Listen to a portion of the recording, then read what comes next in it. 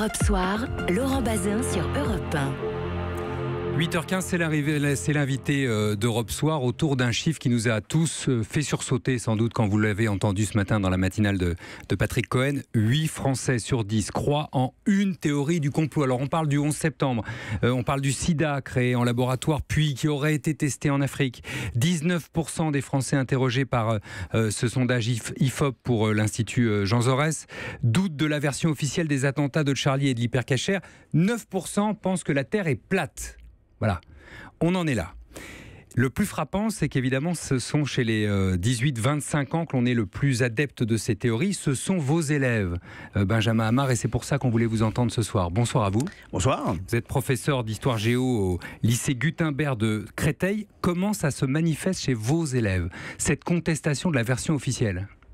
Alors, c'est vrai qu'il y a un certain nombre de cas que vous avez évoqués. On pourrait aussi ajouter ce qui est le fait que l'homme ait marché sur la Lune, le fait que ça aurait été tourné dans des studios, etc. Ça vient dans des débats qu'on peut avoir, ou au moment où, par exemple, on aborde les relations internationales avec le rôle des États-Unis. Quand on aborde le 11 septembre, pendant des années, effectivement, vous pouviez avoir des réactions, pas toujours majoritaires, effectivement, d'élèves qui pouvaient vous dire « Mais monsieur, mais ça, effectivement, c'est un complot » ou c'est une manipulation. Bon, alors ça vaut pour la Shoah de la même manière ? Non, ça je l'ai jamais entendu.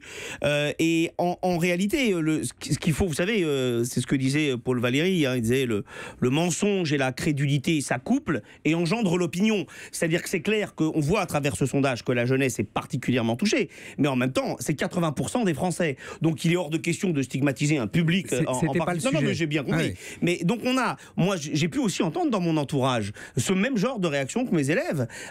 C'est quelque chose qui est assez fréquent. Moi, j'ai pu avoir des amis à moi qui m'ont dit, mais enfin, le 11 septembre, bien sûr que c'est une manipulation et que c'est un complot.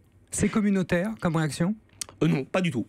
En tout cas, moi, si vous me posez mes élèves par rapport à mes élèves, oui, j'ai pu avoir ça de manière totalement transversale. Quelle que soit leur religion. Bien évidemment, voilà. De la même manière que ce que vous avez pu évoquer ou ce que j'ai pu rajouter sur le fait d'avoir marché sur la Lune, c'est des choses assez transversales.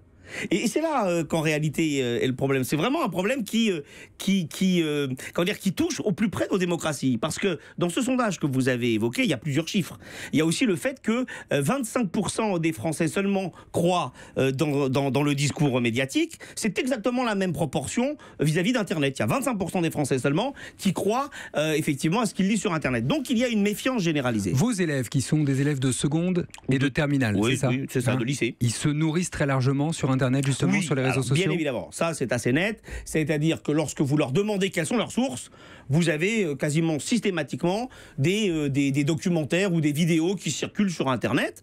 En son temps, Thierry Messant, l'effroyable imposteur, qui parlait d'effroyable imposture, avait fait justement son succès là-dessus. Maintenant, la meilleure manière de lutter contre... La meilleure manière, elle est simple. Moi, je leur demandais, parce que remarquons que ces dernières années, par exemple sur le 11 septembre, l'abcès s'est dégonflé. Les réactions sont beaucoup moins à l'offensive qu'elles ont pu être il y a quelques années. Mais elles l'ont été sur Charlie, par exemple. Alors, oui, mais alors de la même manière, quel que soit le sujet, que ce soit Charlie ou que ce soit...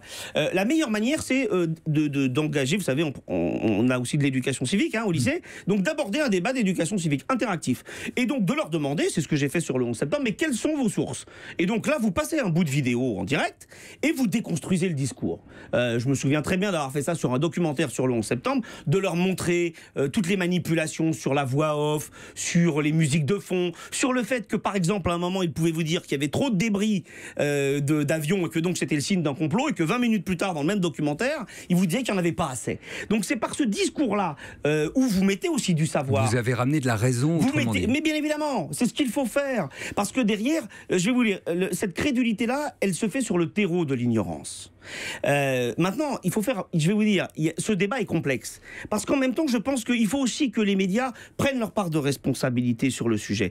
Bien évidemment que le discours complotiste est un discours très dangereux. Mais c'est un discours qui fait foison, c'est un discours qui fleurit lorsque vous êtes dans un monde complexe. On est dans un monde complexe. Et l'avantage du discours complotiste, c'est qu'il donne des solutions simplistes à des problématiques très compliquées. Voilà.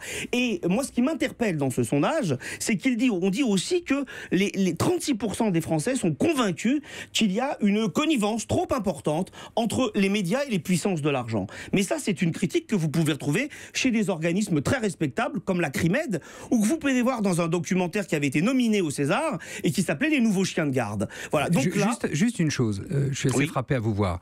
Vous faites bloc, vous renvoyez les arguments, vous engagez le débat avec vos élèves, on a bien compris. Ceux qui regardent peut-être Europe 1 sur Internet vous voient tonique, vous avez du coffre, hein, vous savez vous imposer. Tout à fait. Je précise qu'au passage, vous êtes membre de la CGT. Tout à fait. On imagine Précisez que c'est bien, pas... oui. Oui, je précise. On imagine que pour certains de vos collègues, c'est pas forcément si simple de faire face. Écoutez, je pense pas. Moi, j'ai eu des collègues qui ont pu me demander, parce qu'ils sont pas profs d'histoire géo. Quand vous êtes prof d'histoire, fatalement, vous avez un peu plus les outils que dans d'autres disciplines, puisque c'est des problématiques qui sont liées avec ma discipline. Ouais, enfin, faut je pense pas que ce soit ça le problème. Moi, je vous assure, j'ai des collègues femmes qui pourraient sembler avoir la voix très fluette et qui savent tout à fait s'imposer et qui savent tout à fait faire avancer les choses. Je pense que ce qu'il faut, c'est avoir les bons arguments. Si vous parlez, par exemple, de Charlie Hebdo, moi, je me souviens que une des choses sur ce discours complètement fumeux qu'on pouvait avoir sur Charlie Hebdo, moi, j'étais venu avec des unes de Charlie Hebdo consacrées à la critique de la religion chrétienne. Des unes qui étaient au vitriol. Et ça montre, et justement, ça permettait là aussi d'apporter des éléments objectifs et de faire avancer le débat. Benjamin Amar, qui est donc professeur au lycée Gutenberg de Créteil. Ses élèves de seconde et de terminale peuvent être contents de l'avoir. Merci d'avoir été avec nous ce soir.